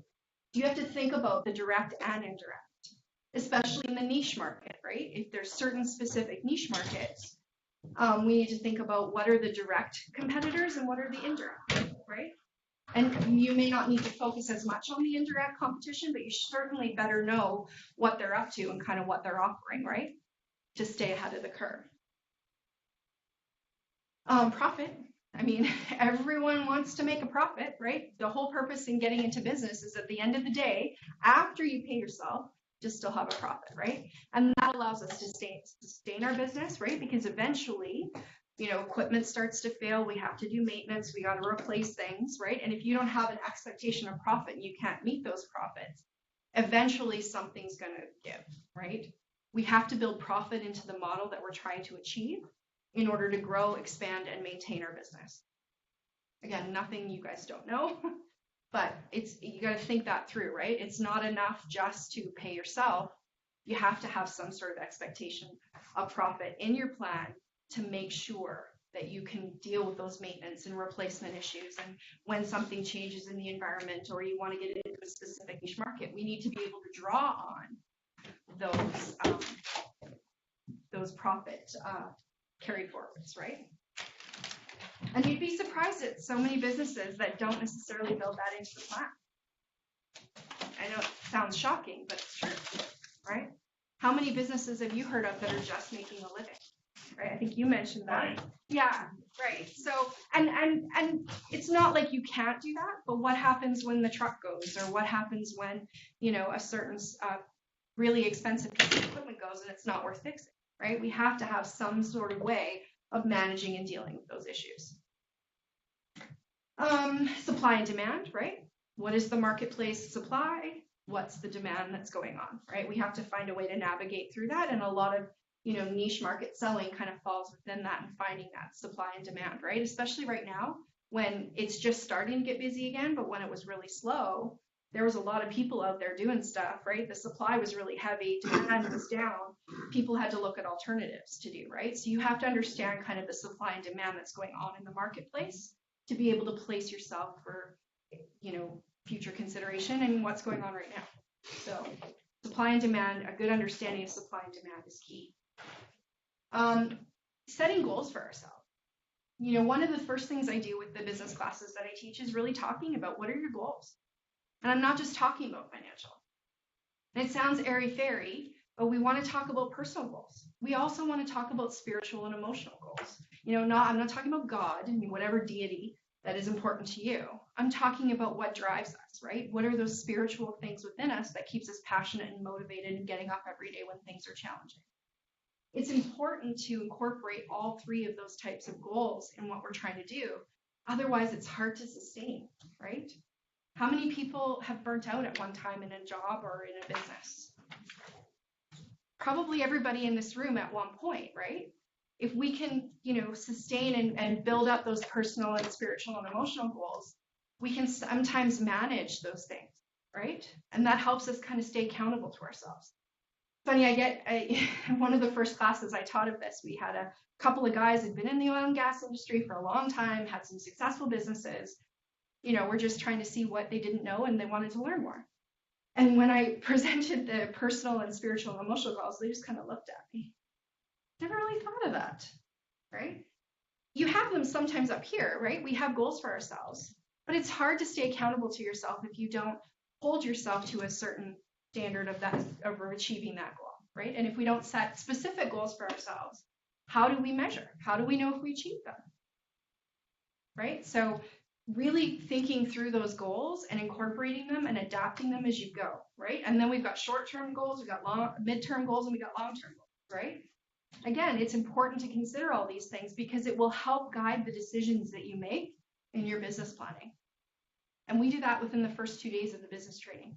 We talk about goals and we start to set some goals for ourselves and set some immediate goals that we can do that are, you know, give us those low-hanging fruit, I think, as Josh said, you know, those things that make us feel like, yes, who likes to win? I like to win. Everybody likes to win, right? So setting those low-hanging fruit, kind of those goals that you can do and succeed in really easily, that helps us stay motivated and get going and build towards our plan, right? And then technology. I think Robin brought up, technology is a huge component of this business, right? We have to stay up on the latest technology. We may not be using all of the technology available to us, but we want to understand and know that stuff that's specific to our niche markets, right? What is the technology that allows me to get into that niche market? Huge consideration. Any comments on that? Again, we went through that very, very quickly. But again, we'll get into more of these detailed planning pieces when it comes to the applied session.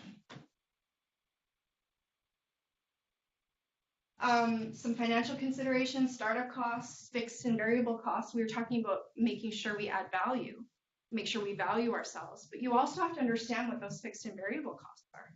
A lot of people, when they build their pricing, they don't think about keeping the lights on, right? How much does that cost? How much is the fuel to get me from point A to point B to talk to that client, right? A lot of people focus on the variable costs and the things they have to buy to do the work. But what about all those fixed things that you have to do regardless of how many clients you got coming in the door, right? And that is where people go, oh boy, I didn't consider that. And that's when you could put yourself right out of business by not factoring in those fixed costs. Working capital. Has anybody ever heard that term before? Working capital? Yeah. So, it's just a jargon, right? Accounting jargon. Working capital is basically that amount of money, that pot that you have to sustain and keep the lights on, as I said, until the point where your business becomes profitable, right? Until you've got enough cash coming in the door to keep the lights on. And a lot of people deal with that different ways, right? They put their own money into it. They get love money, what we call love money, right? People, friends and family giving you money. We get a line of credit. We get a more long-term loan, right? So there's lots of different ways people deal with that. Financial statements, of course, income statement, balance sheet, cash flow, understanding how to look at your balance sheet and your income statement and your cash flows and what that tells you about your business and how you can measure and look and see where you're at in achieving the goals for your business, right? How many people actually look at their financial statements? Perfect. Samara, our admin person, we love that. A lot of us don't check in with these things, right? We just kind of flow through business, we get busy. And we have an accountant or a bookkeeper that does that for us. But it's important to check in on those things, right? To do a little bit of a review to kind of see what could I learn from those statements, that what is that telling me about my business? And we are going to get quite a bit into that. And also setting your cash flow, right? Just because you do a project for one of the oil and gas companies doesn't mean you have that access to that money immediately, right? It takes some time for that to flow. Everybody's worked for the oil and gas industry is nodding, right? Sometimes it can take a few months before that money comes in. So it's important to understand and know your cash flows. You want to know what your break-even point again is to cover those those fixed and variable costs, and then setting your markup and profit accordingly, right? And adding that value piece, right? What is this, the intellectual property piece that brings value to my business, my critical thinking, my problem solving? What is the value associated with that in the markup, right? And what does that translate to for a price? And what is the market willing to pay, right? We have to look at our competition. We got to look at all of those kinds of things. Ongoing bookkeeping. Again, bookkeeping is a huge burden administratively. Do you do your own bookkeeping or do you have somebody that does that? Yeah. Again, focus on the revenue generation. Get assistance and support with the stuff that you can, right? And the stuff you're not so good at or don't want to do or don't have the time for. And then, of course, financing, and I just went over that a little bit. Personal and love money, right? People laugh when I call it love money, but equity financing. So if you bring on a silent partner and for their investment into the company, they're, getting a certain valuation of the company or a percentage. Who's watched Dragon's Den? Right, we love Dragon's Den. That's all about equity financing, right? I'm giving you a piece of my business for your input and financial contribution, right? And sometimes it's not just about the money. You want their expertise as well, which we see all the time on Dragon's Den, if anybody watches that. Debt financing, of course, that's the most common, right? We go out and get a line of credit, a personal loan, credit cards, all those different things.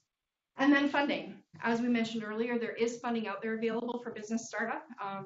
There's futurepreneurs, there's all kinds of programs. We'll go over and I'll give you lots more options when it comes time for the applied business. I've got about 10 or 12 that I can give you to kind of look and investigate and see if it's a good fit. And I think it's lunchtime, and I think I'm finally done, maybe. Or the wrong way, yeah. So just, I like quotes. Every chapter in the manual that I wrote has a little quote. So the difference between earning a good living and living a good life is enjoying what you do. Goes back to that passion, that motivation, the thing that gets us up in the morning. And then to accomplish great things, we must not only act, but also dream, not only plan, but also believe. And that's by Anatole France. He's a poet and novelist who won the Nobel Peace Prize. I like quotes. So that's it for me from this morning. I hope that was beneficial. I hope that, sparked some thoughts and processes in your head. And I hope that, if you're not going to join us for the applied session, that you have somebody in mind that might, find this valuable and be able to build a business out of it. And I think we'll break for lunch. Yeah, so that this applied, he's hinting on some of the applied session stuff. So there's lots of tricks, and if you're in business or you're partnering with somebody that you really can get out of that session. So just for logistics purposes, I've already advised the online folks that we've got this break to 12:30. If you want to go off and do your personal business as well, we can try to get right back, and then we'll do this interactive session, which will facilitate about business opportunities. Colleen? Yeah, thank you, Anna. That was really great. You set the bar a little too high. But yeah, we've got lunch for you guys, so please help yourselves over here, and we'll be back at 12:30 to initiate some discussion. Okay. Homemade bannock. I can't eat it. I wish I could. And Connie makes great bannock. Yeah, that was really good. So there's plates for. And it's not fried bannock, it's baked bannock, but it's still pretty darn good. And it's still warm. Oh, I'm jealous. I'm jealous.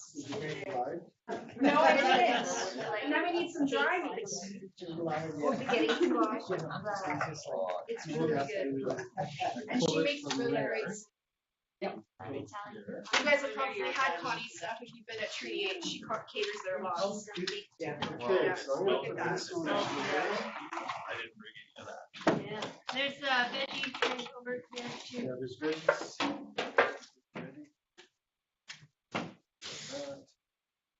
And if anybody has dietary stuff like me, the stew is gluten-free. Oh, good.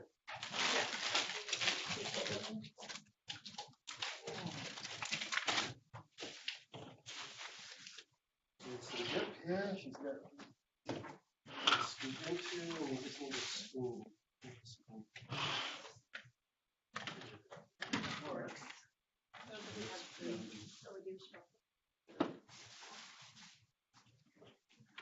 That's fatigue clean, Josh. What's that? That's a fatigue clean. Hello, Anthony. How you doing? Good. No, I'm in town until about Remember borrow your slide? 4 o'clock. Oh, yes. Yeah, for sure. Yes. But I'm around tomorrow, and Thursday.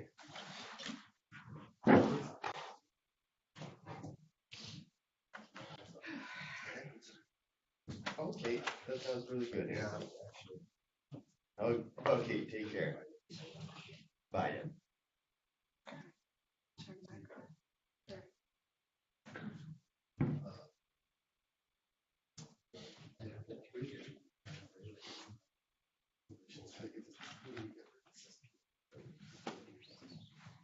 Doing it, right? So There we go.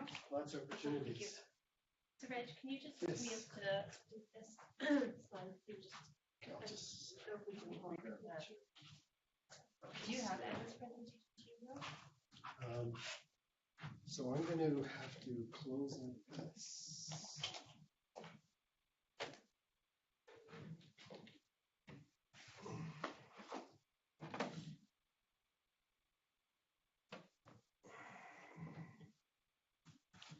One thing I've learned is to always go through due process here.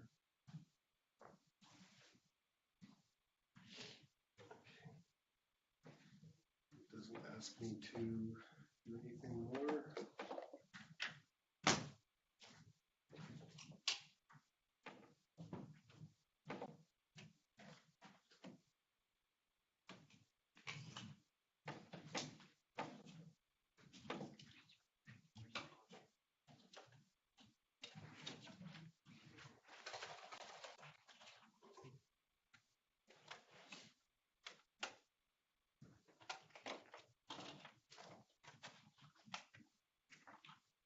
That was quite an interesting connection, how we got, Joel? Joel, yeah. He must have